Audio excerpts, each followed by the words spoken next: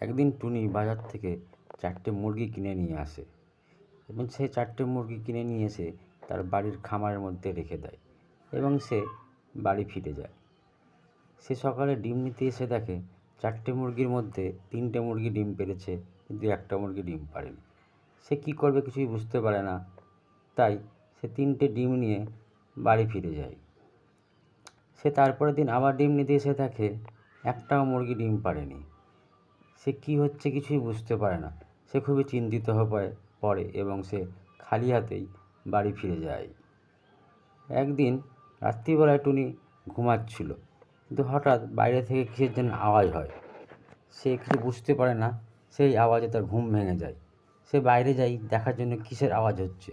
সে বাইরে গিয়ে দেখে একটি ডাইনি বসে বসে তার মুরগির ডিমগুলো গপাগপ করে খাচ্ছে। কিন্তু 4টে মুরগির মধ্যে 3টে মুরগি আছে, একটি মুরগি নেই। সে খুব ভয় পেয়ে সে সেখান থেকে চলে যায়।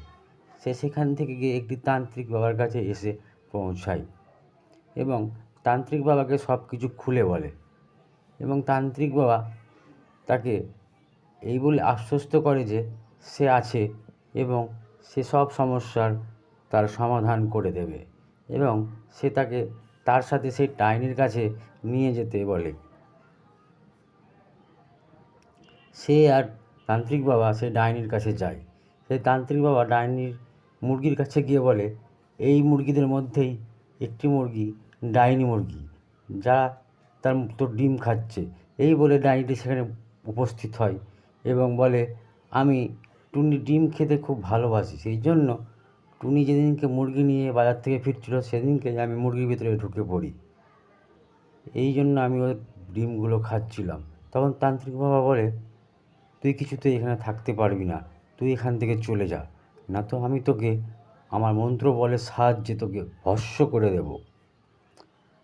তখন ডাইনিটি বলে, ঠিক আছে তান্ত্রিক বাবা, আমি এখান থেকে চলে যেতে পারি, কিন্তু আমার একটি শর্ত আছে।